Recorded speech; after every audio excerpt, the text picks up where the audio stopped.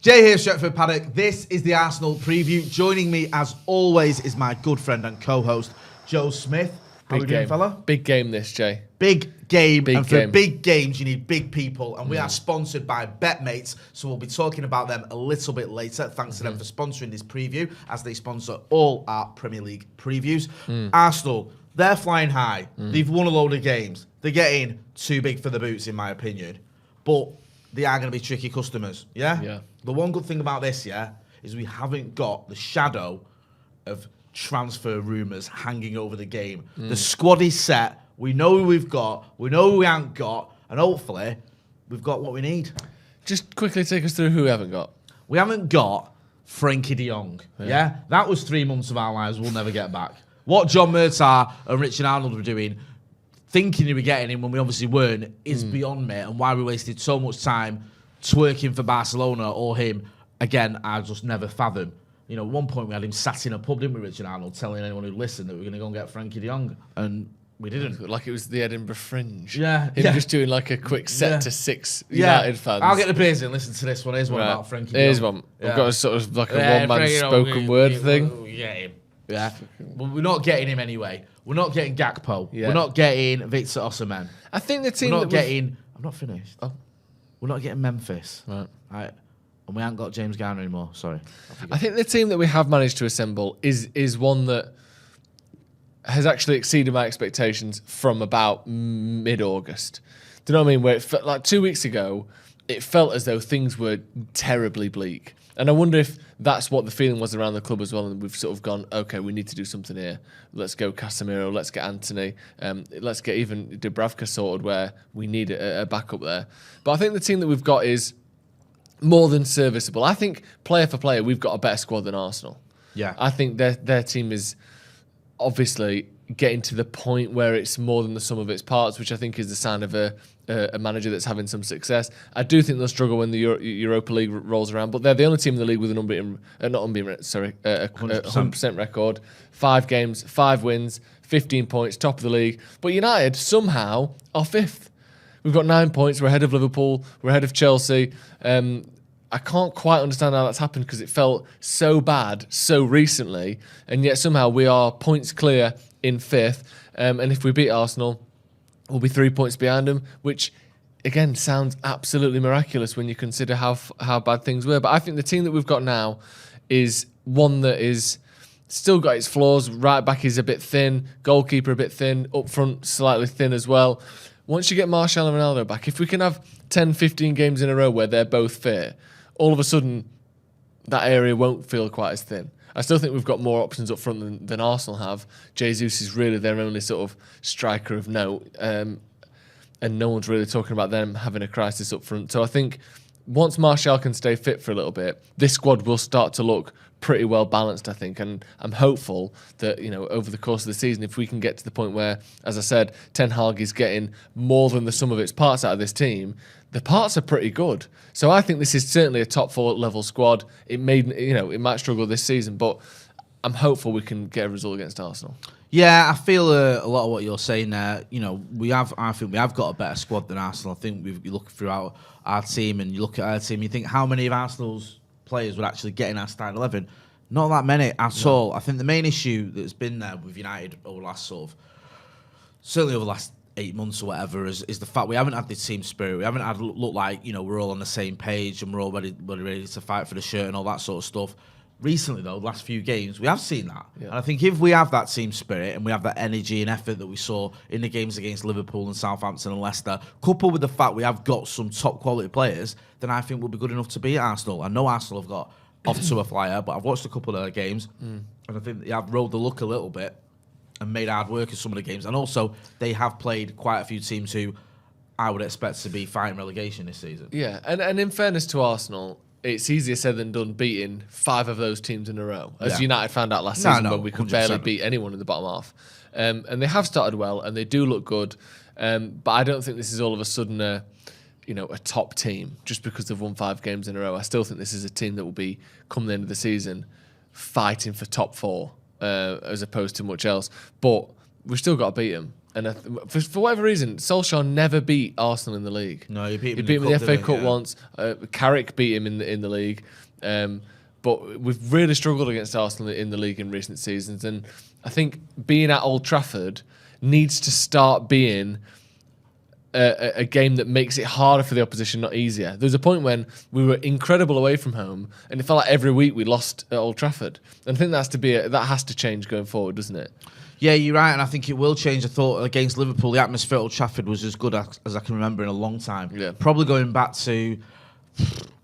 I remember that we've had some good atmospheres, don't get me wrong, at Old Trafford, but that one against the Scousers was up there with any in the recent post-Fergie era. If not, going back to, I think it was. I thought everyone was up for it. The crowd were up for it. The players were up for it. It was just fantastic. The Scouts were just quiet throughout the game. I think ahead of this game, there is a protest planned. I think the protest is to meet at the Trinity statue, meet on the forecourt, bring a load of flags. I think the 58 group have organised this. Load of anti-Glazer flags, as you'd expect. Glazers out is the message that we always carry on this channel, and that most United fans and pretty much all United fan base seem to be gearing towards, and rightly so. So there's going to be a protest before the game. You're going to see lots of sort of flags and banners and all that sort of stuff brought into the game, and you're going to see the crowd up for it, I feel, because we're buying into what this team is doing. Ten Hag's got us all going. You've had a great game against Liverpool with the crowd sort of on the feet throughout it. You've had two good results against the likes of Southampton and Leicester, and now it's time to face Arsenal, as you say, top of the league and are flying. But I think when Old Trafford is up for it,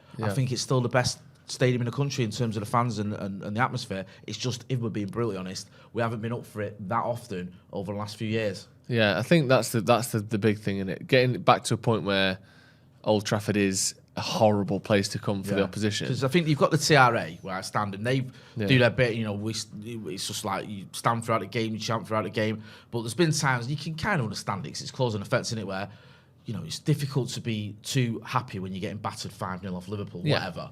So that's been part of the problem. I think the team and the players, like you said, do have some responsibility in that. Obviously, it goes both ways. It's a fluid sort of relationship, isn't it? Like, the crowd can bring the players up, but the players can bring the crowd up. Like, look, compare the two games, like you said, Liverpool last year getting battered 5-0, and this year, it's so much easier and more exciting to get behind a team that's trying hard, or not even the result. That's just a team that's trying. It, bro. Like Malacia, I think it was, who flew into a tackle and got everyone going. Yeah, and you know what I mean? You're seeing that sort of thing. It doesn't need a goal or an attack. It can just be someone crunching someone, and you think, we're up for this. Where Dallo was fighting Diaz on the touchline when he's falling over, and then he gets back up and pushes Diaz over, wins the ball back. There was Martinez as well with Milner. There was a few of them where you go in and it gets everyone going. Whereas in the past, we've just seen the players sort of just go, oh, sorry, I should have been there. We're just going to get battered 6-1 off Spurs. I know they didn't have a crowd for that one. And it doesn't take much to turn that crowd into an absolute weapon that they can use, for them. And I think that's something that hopefully Ten Hag bringing this intensity, energy, excitement, just hard-working players, that will bring that without a question of a doubt. Call me deluded, but I'm looking forward to it. It was a right buzz against Liverpool, and I'm looking forward to this game as well. And you can't ignore the fact that Arsenal are flying, and it is going to be a tough game. But I think if we're up for it, it'll be a good one. With all that being said, Mr. Smith, do you want to give us your predicted 11? This is the team you think Erik Ten Hag will pick for the visit of the Gooners. This is the exact same predicted 11 that I picked for the last game. Okay. I thought Casemiro would start. I thought that back five again. Unless there's an injury, I can't see why you would take any of those out. No. And then that front three, I'm bringing Anthony in again. He wasn't quite ready for the game against Leicester. I don't think his sort of legalities were sorted, so he wasn't eligible. But I do think he should start against Arsenal, not just because he's a new signing, I want to see him, but I think of the front three, I think Elanga, in terms of his output, has been the weakest so far. Obviously, Rashford and Sancho both scored goals, looking just sort of a notch above in terms of quality. If he's available, if he's fit, I think Anthony should come straight in. We've spent so much money on him. He's obviously an exciting player. He knows how Ten Hag plays. So, I think a week of training or 3 or 4 days of training should be enough to get, one game out of him. I think it would be a massive sign and a massive boost again to that crowd and to that atmosphere, bringing the new transfer in. Just the Martial thing's a shame, innit?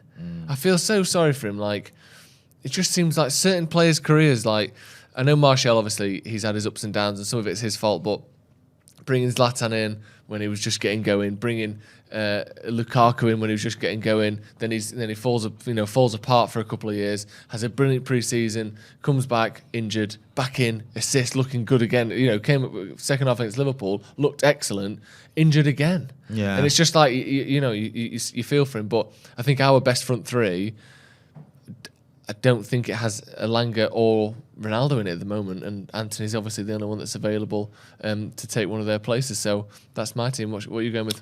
Very similar. Matt, the only sort of slight change I've gone with, I thought Casemiro before would have started the Leicester game. Yeah. He didn't. He came on. He didn't do too clever. If I'm going to be brutally honest. I mean, I know he was coming into a high tempo game with Leicester chasing the result as well. So I'm not going to be too harsh on him.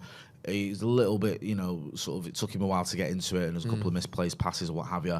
I just wonder whether Ten Hag will stick with that midfield. Whether McTominay might just keep his place.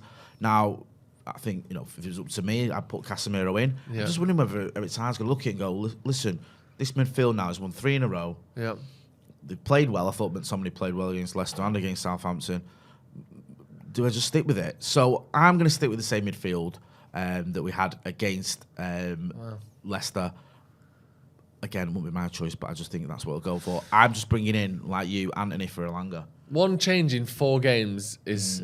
I mean, optimistic, if nothing else. He might go, listen, Eriksen needs a rest. McTominay can come out for Casemiro. He might go with 2 older midfielders, and he might ask Scott to drop deep and play alongside Casemiro as a pivot. For me, Eriksen's looked knackered for the last 3 games. Not for the whole game, but he seems to be getting tired after about the hour mark.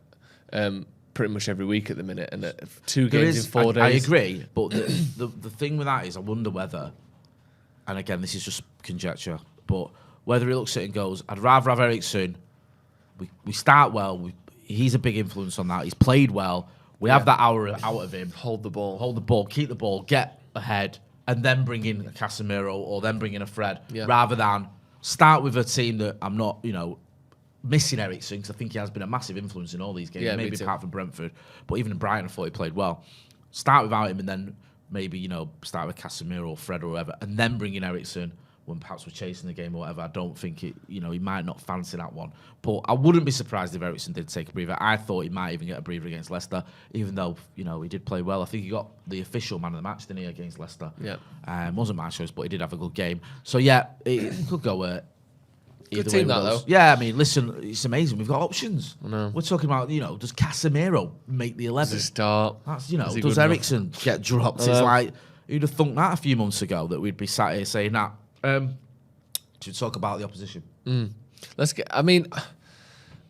I'm sick of it already with Arsenal. I'm absolutely sick of it. I don't care that you've won 5 in a row. Yeah. Then, I would hate for them to win the league. And not that I think this will happen this season, but just like looking forward of them progressing. I don't see them coming through. Usually what tends to happen is there's almost like a lag with like teams dropping points. So what will happen is, or what often can happen is, everyone's looking at this October for Arsenal when you've got your Europa League group stages, you've got all that. I think it'll be November before the World Cup where that lag comes in of, they've actually done better than you think over those games. Everyone's then knackered, you pick up a couple of injuries, and that's when you start to see those points getting dropped in November. One thing that might save them is the World Cup. Because I think obviously, some of their players will be playing in that World Cup, of course, but the intensity is not usually quite as high as it is in the Premier League. I think that they will be able to deal with that lag of all those, Europa League games and then come back slightly refreshed after the World Cup for some of those players who aren't in the World Cup or playing every week. But I just don't see how they sustain this. Obviously, 5 games in a row is very good, but I'm just sick of it. I hate it, and I hate it being Arsenal. I hate the fans. I hate the fact that, not the fans in particular, but just there's something about the Arsenal fan base that seems more smug and more overwhelming than almost any other to me, especially online, on social media. It's just the worst. And I've seen people talking about undefeated seasons. I think we'll go invincible in the next 3 years. Obsessed with this invincible thing. Just 12 games and lost a load of games in the cups. Yeah, invincible except in all the cups. Yeah. You weren't invincible in the Champions League or the League Cup or the FA Cup. And we knocked them out of the FA Cup.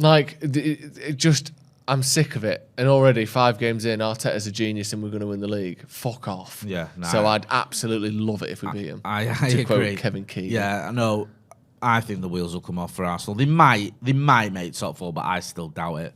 And I think that this game is a big one for us because we've got to sort of stop this little run they're on. And I think if they were to come at Old Trafford and get a win, where their record at Old Trafford is pretty horrendous, then that would really get them fans going, and it would be a massive blow to Manchester United because we've had this little bit of momentum building up as well. So yeah, I think in terms of Arsenal, who is the player to watch for you? Is it Gabriel Jesus? I don't think we need to overthink it, or maybe actually, Martin Odegaard's having a good start. Yeah, well. Martinelli looked good the other day. I thought his dribbling looked good, and he was getting past his man against Villa. But Villa are shit. Yeah, like literally crap. I always think Martinelli as well. He's a 1 in 4 player. Yeah, he is. He was at United, and like people go, "Oh, United dropped it. We're getting rid of him." He was never getting anywhere near United's team. No. And he was all right when he was on trial. It wasn't like everyone's going, "You've got to keep Martinelli. We've got a game." Yeah, I think he does all right for Arsenal, but he's very inconsistent. I think Jesus is the one, and he's the focal point. He's an obvious upgrade on who they've had playing there in recent years. But again, I still just think you look through their team. There's so many players there that aren't that good. They're just sometimes not. that can work. To be fair, It can. I understand, but you can have teams where you've had like Leicester, for example, the obvious one where you go, all right, they've got Vardy, they've got Mahrez, they've got Kante, but they've got a load of players that are not that great, but they work well together. Yeah. So you can have that. But I understand what you're saying. What always the sort of difficulty with Arsenal is it's difficult to give them any credit because the fans are just so annoying. I know. So you just you can even with like City, you can hold your hands up and go, City are playing different football at times, and this player's amazing, De Bruyne or whatever, or Haaland just wants to score.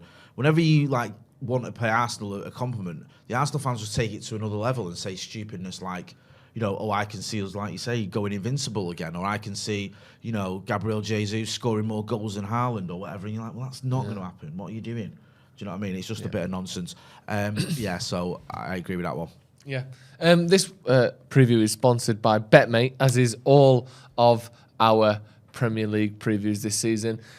For anyone who doesn't know, BetMate is a fantasy football app, but you're not playing against the bookie, you're playing against each other, against the community. So if my team's better than yours, Jay, I'm getting cash, and you're not. Okay. Because We'll see you're about an idiot, right? So every single week, we pick our BetMate teams, we enter the pot, we request, we encourage you to join us in doing so. And if you can beat Jay, and you can beat me, and you can beat everyone else, you're probably going to do all right for yourself, aren't you? Yeah. You've done all right on this, haven't you? I've done all right. I'm actually up. I've won some money, which for me is, is unheard of. It's a £5 entry, and you can win a share of £1,000. You click in the link in the description, and using the referral code Paddock5, you get a £5 free bet once you have entered any paid pot. Now, we've been doing our BetMate teams. We'll start with you. Talk us through your BetMate team. I've absolutely smashed it this week. Yep.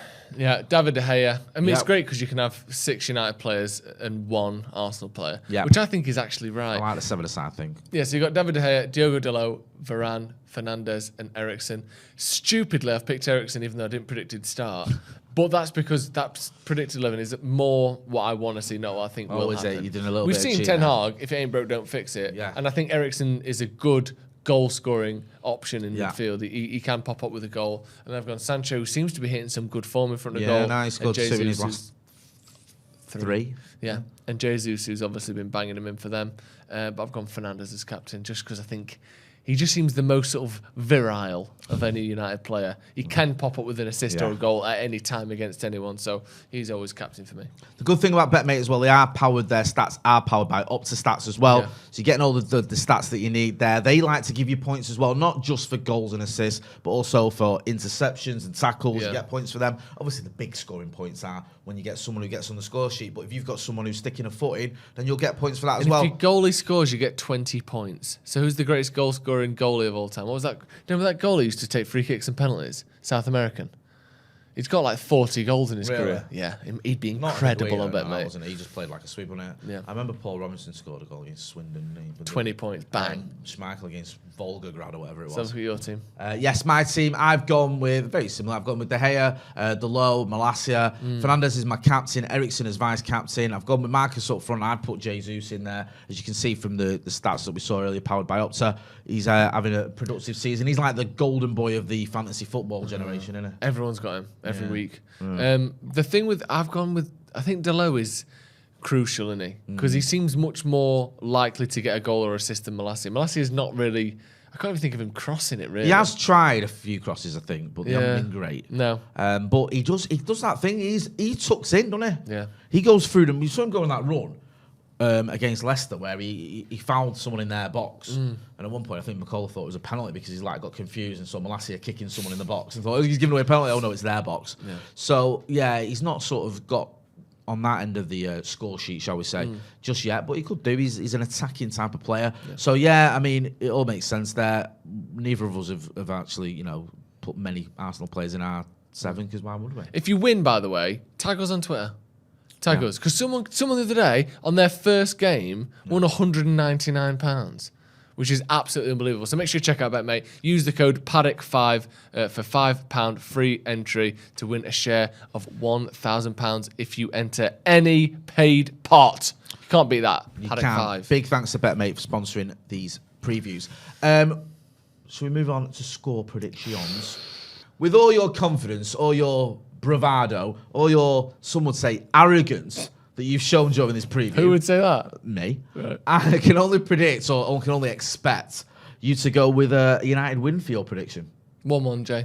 1-1? Yeah. After all that you said about how good United are and how Arsenal are and all that, and how much you hate him and that? Yeah. You going with a draw? Yeah. You called me a coward when I went with a loss against Brentford. Yeah, and you were a coward. I was an accurate coward, though. Yeah. In fact, no, I went for a 3-0 loss and we lost 4-0. Oh, shivering like a little wrinkled little And wreck. also, my team didn't have Anthony in it. Right. So you're saying Anthony's not going to win on his debut.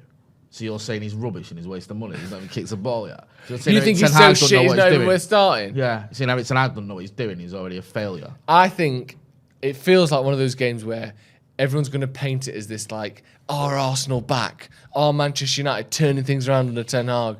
Who will it be? Draw. Do you know what I mean? I feel like there's too much on the line for both teams. Arsenal want to be a proper team. And to beat Man United at Old Trafford would be the perfect way to sort of, you know, really set forward on that. And United want to be back in the big time, touching distance to the top teams. I just think it's got a draw written all over it. I'm going to say 1-1. What do you think? I'm going to go 2-0 to United. Coward. I'd feel more confident for some reason if this was like under the lights. I feel like it's a proper... And I feel there will be a good atmosphere. Obviously, we've got the protest before. Everyone's going to have the banners and the flags and we'll be up for it. And trust me, it'll be a better atmosphere than you get at the Emirates. And the fans will be up for it as well. I just worry a little bit with some of our finishing, whether we're going to be as clinical as we need to be. So that's why I'm not going for like a 3 or a 4. I think it might just be a 2-0, which I'll be more than happy with. I'd love that. I'd absolutely love it. Yeah, I will. I think there was against Liverpool, we had a few chances where we could have made it 3 or 4, whatever. Against Leicester and Southampton, there wasn't as many chances. And I just wonder whether that's something that might not hurt us, but stop us really giving these lot a good hiding. But then again, we have got Anthony and he might just come in and smash in a lot of goals. I'd love that. I'd love that. I'd love it if we beat them. Big thanks to BetMate for sponsoring this preview. Don't forget to check out the link in the description using the code Paddock5. Big thanks to Joe Smith as well. You'll be there for the watch along, won't you? Absolutely, He's yeah. with you? Joe McGrath and Jordan Simpson. Oh, the dream team. Sensational stuff. Yes. Well, I'll also have the post-match reaction from the likes of Andy Tate, from the likes of Stephen Howson, so make sure you're checking that out as well. Don't forget to hit like, share, and subscribe. That's been Joe. I've been Jay. Thanks for watching.